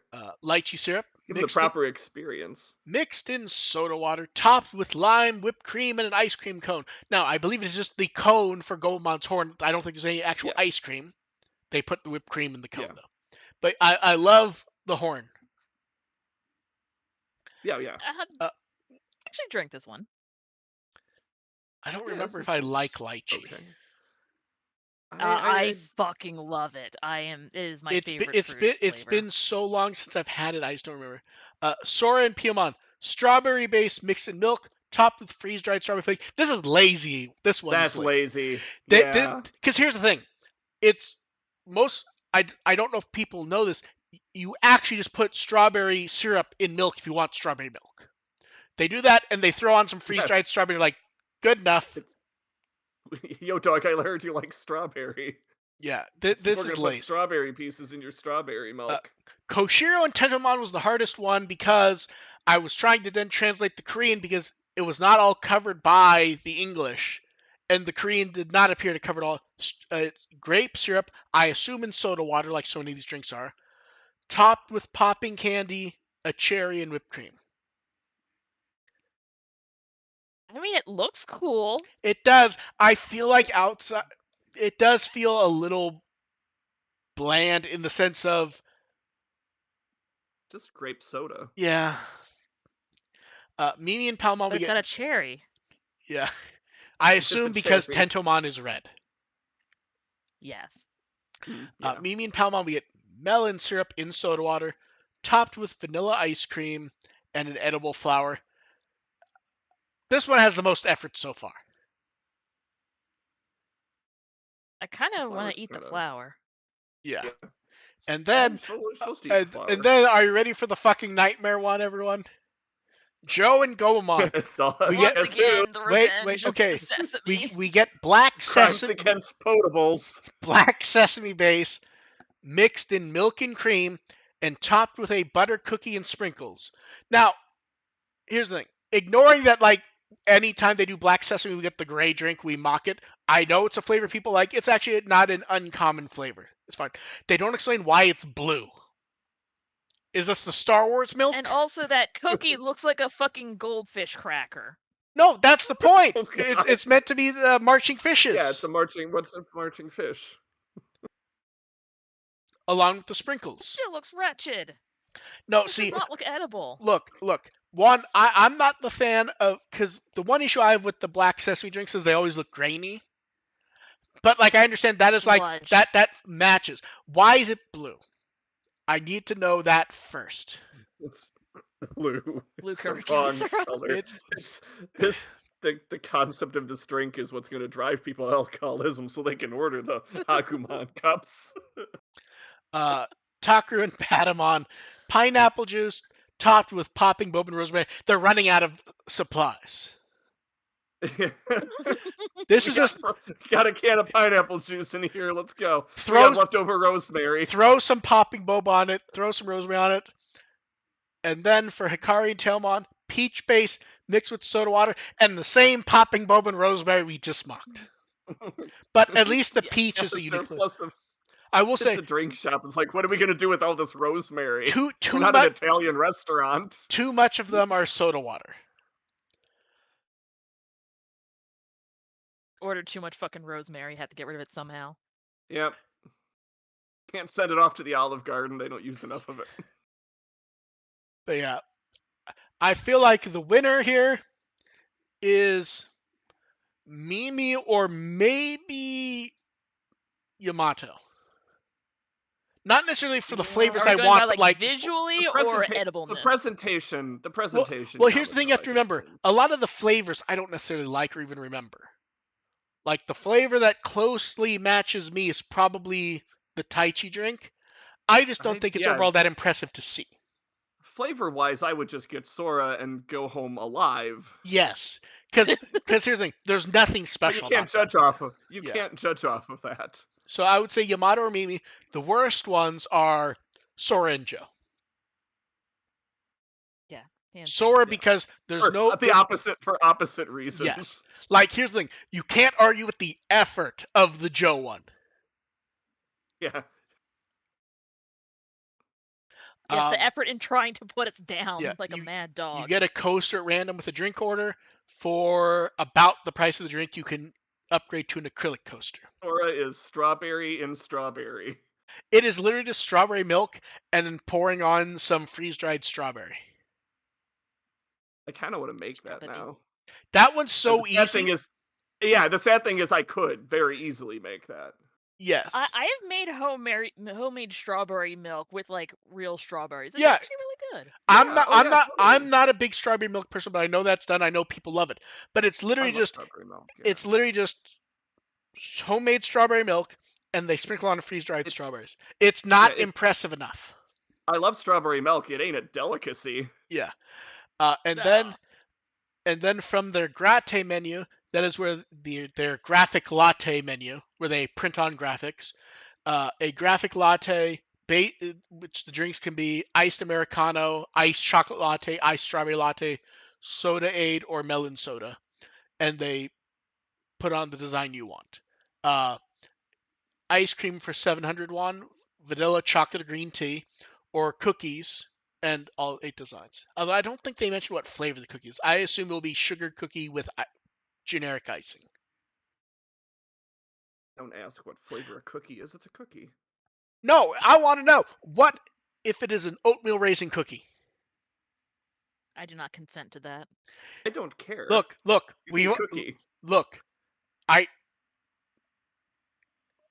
If you're a kid who does not, if you were a kid and you had oatmeal raisin cookies and didn't like them, you all remember like, oh, chocolate chip cookie, and you bite down and your brain just goes, no. Yeah. The cookies will also be available at the Animate Cafe Busan. Always nice to hear about the collaborations outside of Japan. do not always get enough information to actually post about them. This one, all the information was very, very easy to access. And then, new poll, which is favorite guest Digimon from Beatbreak episodes 13 to 24. They somehow made this very bland, even compared to the arc of Tactics. Their definition of guest Digimon is also very strange. Like, some of these are straight up partners. But, like, that's what I mean. Like, established recurring characters. Like, 2 of these are the same Digimon. Yes. Yeah. Like, it's just a bland. Like, I don't even get. You couldn't come up with 12? Did they just not have enough? No, but, like, here's the thing. You have a partner here, so you can have every partner. Like, there are more than 11 Digimon in this arc. You could have used Burpmon. Like, they have Burgermon there. You could use Burpmon. Where was Burpmon? I was wondering where Burpmon was. It's like too easily. Yeah, this is very. Not this in is this too. poll, apparently. This is too bland. See, the problem is, like, I'm trying to think. It's gonna be Commandramon or Ozhardamon, don't you think? Like, who else? Yeah, I think it's Commandramon and a Runaway. Yeah, but like, which one's gonna eat shit? Scorpiomon? Red Vegemon? Could be Proganamon, honestly, didn't... See, but he's still like an end boss character. Like, that could get him although if you're voting for him, you're probably voting for Pyramidimon, frankly. Yeah, totally. Yeah, for Pyramidmon over Proganamon. We'll see. This is like a flat ass poll, to be honest. Like, this may be like the worst poll we've seen. Like, there are better Digimon from this arc you could choose. Like what? You can't use the Ludomon duo because they get first and second place? They were like the most interesting Digimon, like, in that arc. Yeah, the Ludomon evolution would be the winner. Yeah. It's just flat. Then, moving on from that, we get the little potpourri batch. First up, Plex, when the pre-orders opened and they were comparing the figure to the profile art, they actually put up what I think is the biggest version of the V-dramon profile art we've ever gotten. That's clean. I am very delighted by this. Yes, so am I. That's why I'm like, there's technically no reason to post this, but I'm posting it in the weekend batch because I just like that we got, like, really good art of it. Toei has been putting up subbed episodes of 2020 on YouTube. 21 through 30 are there now. I wrote 20, when it's definitely 21. So those are up on YouTube for people who are streaming it that way. EEO Store put up various photos of the Tamers pop-up shop for photo spots and such.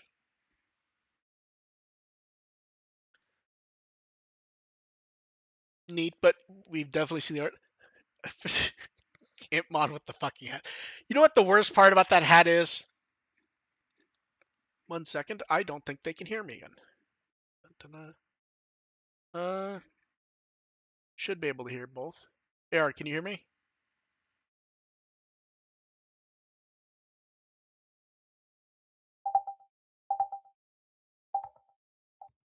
Can you guys hear me? Dev has 1 second. Dev has disconnected from this. Give us a second. I'm going to redial the call. Can you guys hear me?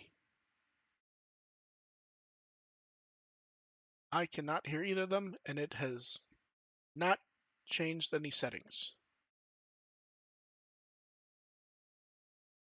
Okay, AR says he can hear me. Let me figure out why I cannot hear him. Oh, I can hear you again. Okay, you guys can hear me now? Yeah. Okay, that is odd because it did not actually change any settings. Okay, the Tamers EO shop, the photo spots. Yeah, Impmon with his. So here's the thing: Impmon with the hat. Does that more than anything else? Cap. Does it just remind you of Joe Pesci's voice coming out of him? I just expect him to tip it and say "milady."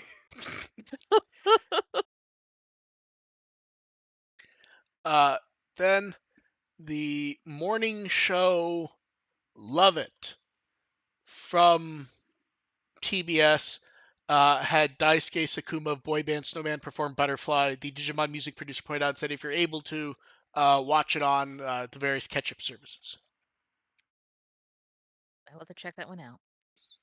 Then Ayumi Miyazaki put up a little promo since he'll be appearing at Anasan Crossfest on August 16th. And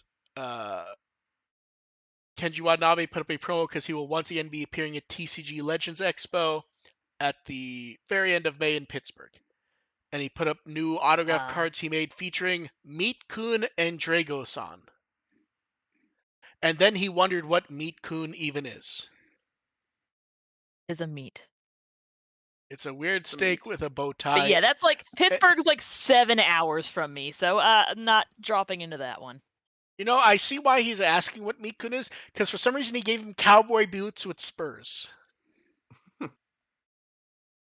Which is odd. Then some more photos of the Tokiwasu Manga Museum. Kenji Watanabe and Ayumi Miyazaki went there recently with, I forgot her name. She was in the photos last time. She wasn't in this one.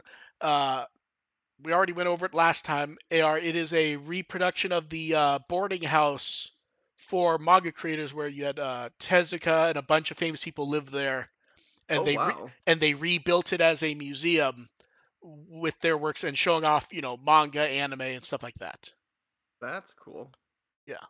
I'd like to visit that if I go to Japan. They need to do those again. Yeah, and even even Ayumi Miyazaki pointed out it's reconstructed. It's not like this was the original place. They've rebuilt it theoretically as it was, but as like museum stuff. The boarding house of Theseus. Basically, yes. Then Beatbreak art for the episode. Takahiro Kojima, the character designer for Beatbreak, he doesn't always do episode relevant images. This time, younger Maki looking a bit depressed. Melancholy. Got it, the mood. And then Akimini Aki posted art of younger Maki with a cup of coffee and looking not cheerful, but more upbeat. Hopeful. Let's say. Yes. Then time for questions. You guys in chat can throw yours up as we do the ones we're sending ahead of time. Someone said with Beatbreak, as we know, almost 3/4 over. How do you feel about the show overall? And since there's been... I'd feel better about it if it wasn't 3/4 over. Yeah, you know what the weird thing is does it not kind of feel like exactly how we're feeling about 2020 in Ghost Game at this point? No, it doesn't feel quite the same because it does feel like they're trying to do a half decent plot. They're just messing it up.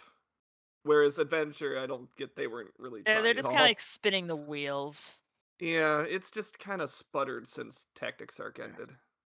See, I feel like it was kind of sputtering before then. It just was less noticeable because they were so focused. We had less to compare it to. Yeah.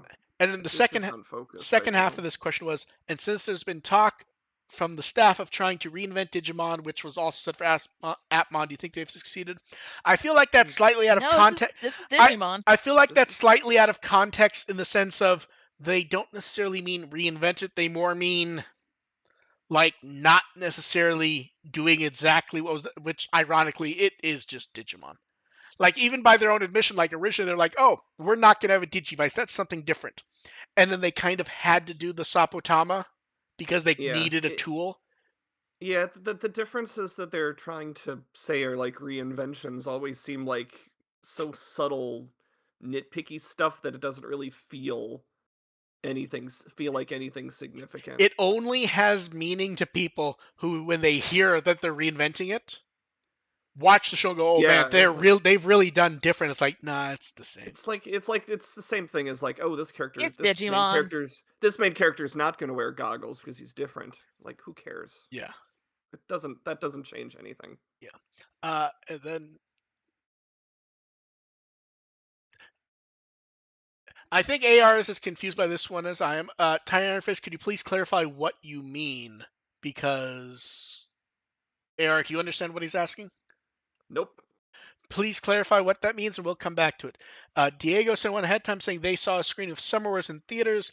They're curious what anime, non-anime films we'd like to see in theaters again. Some of their examples were Speed Racer, Pacific Rim, the 2014 Godzilla, and Kong Skull Island. I want to see Promare again. That was a very fun experience to see in theaters. I don't go to theaters enough. I mean, for anime, it would honestly I just watched Beginning because that was the one I saw in theaters, and it was with a bunch of Digimon fans, and it was cool talking about I go Digimon maybe like stuff with 2 to real 3 life times a people. year. Yeah, like the audience I had for the beginning was a Digimon a Yeah, group that knew Digimon. Also very fun, like especially that's when so cool. especially when you get people trying to rant about the movie nonstop. It's like, no man, the audience was great for the screening I was at. Yeah, that's the thing. It's the same thing with going to see the Try movies, and yeah, especially with the Beginning, the audience is like they know their stuff. They can actually talk about Digimon on an intelligent level, and it's not Reddit. Yeah. They're very excited to be there. Yeah. Yeah. Okay, AR, the question was clarified. Who is your favorite Beatbreak character? I'm going to take this for all three of us. So who are our favorite characters so far? Favorite? I'll go do me last. It's hard to come up with one, honestly. I feel like too many of them we don't know enough about. Like It does like here's the thing. But the like answer might change by the end of the series. yeah, yeah. like I would love to know more about Reina so I could decide if like she's Right. it feels Reina just nothing. The only real detail they've given to Reina is they've hammered in a couple times about her being an orphan being thrown around, basically. But they have not detailed that in any way that's interesting. It is just used as a crutch to not develop her.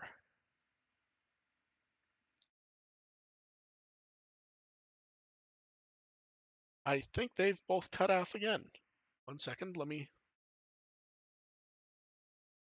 Second here.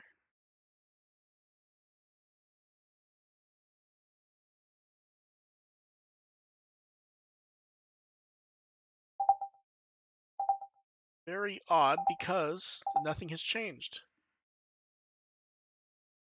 No settings have changed. I've even changed the settings myself back just in case. Let me see if they can hear me. Dev has disconnected.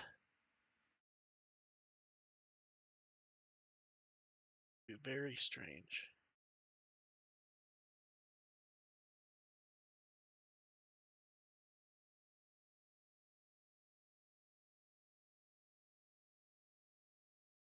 Okay, let me try reconnecting the call myself.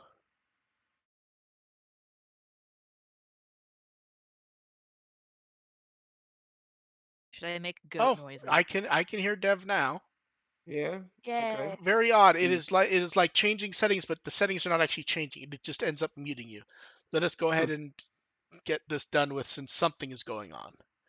How far So I have into to get my to work. I remember. I think it cut you off around when I was talking about Reina.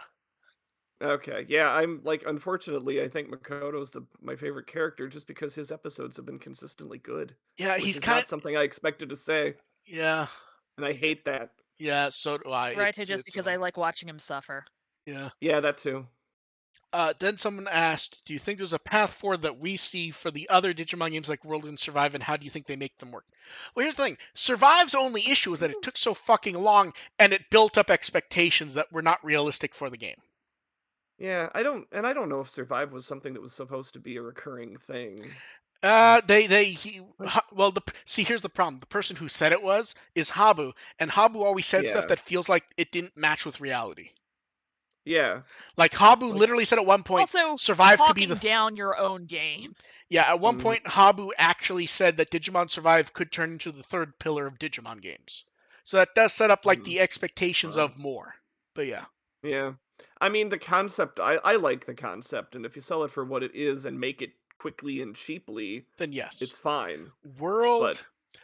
The problem World. that's always been with World is what do you do with World? Because most people just do not play it and do not want to. The thing with World is the gameplay loop sucks. That's the problem with World. You have to make that palatable somehow to a broader audience. I will say, I do think the Switch and PC version of Next Order speeding stuff up does help.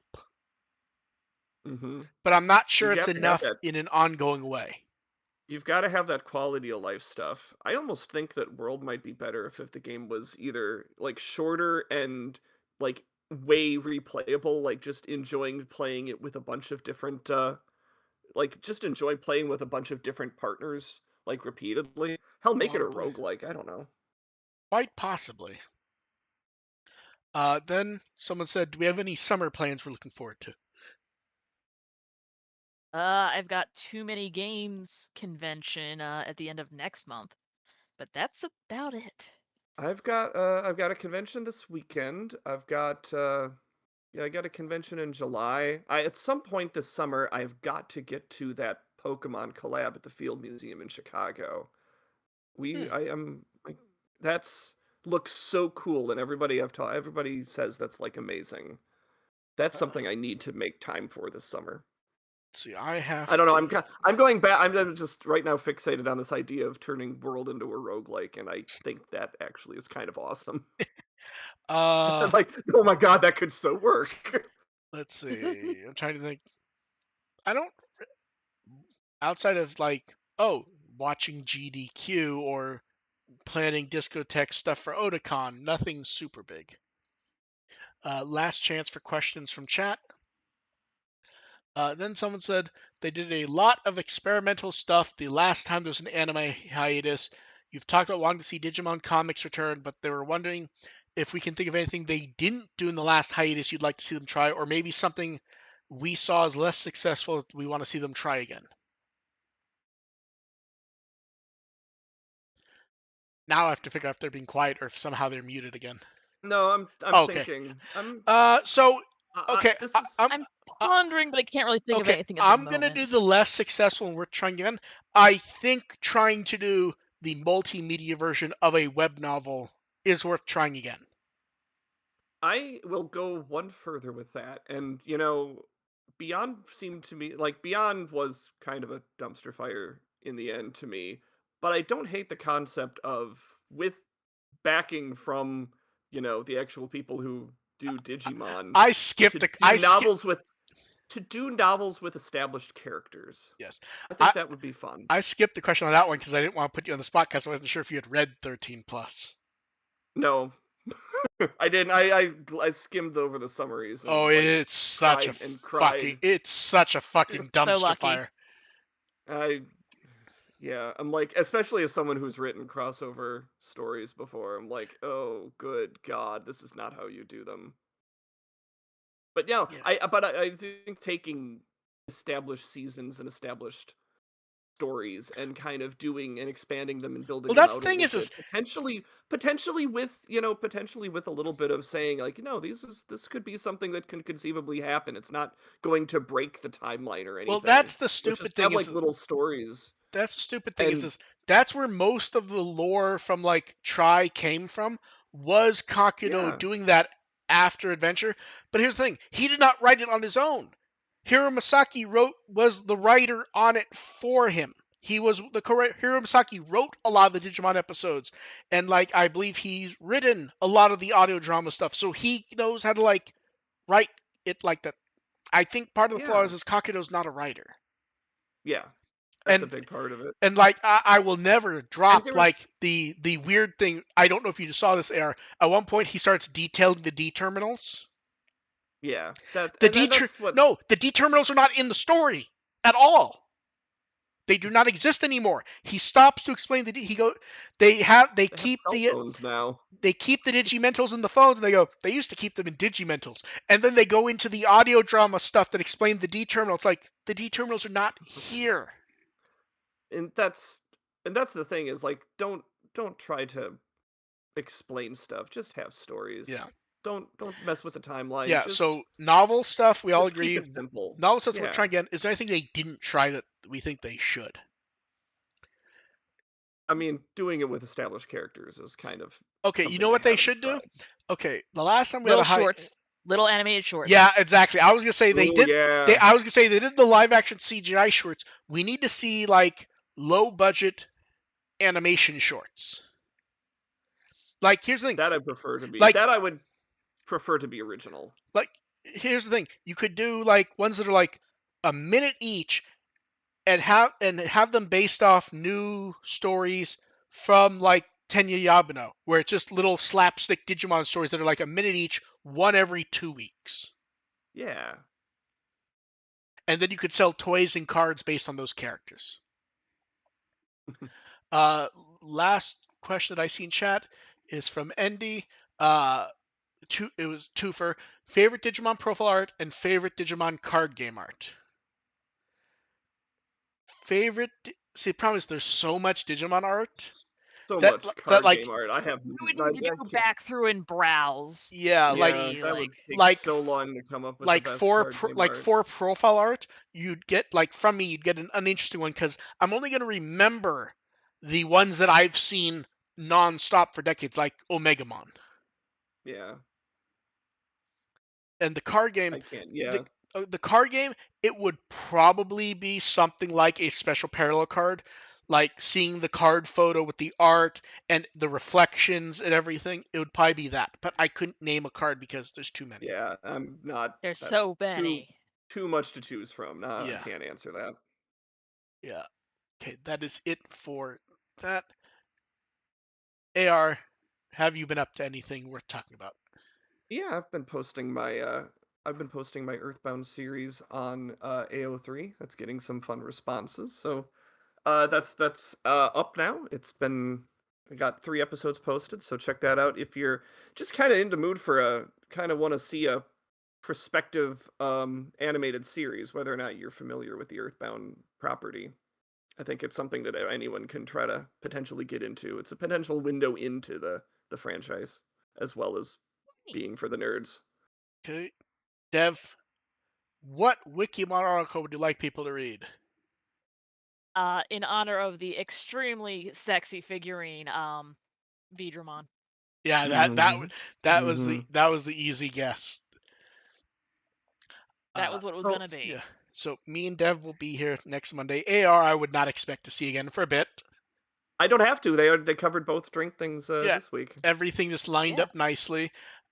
No idea what was going on with the audio because I'm gonna be. I believe you guys Next, said you guys could hear me still.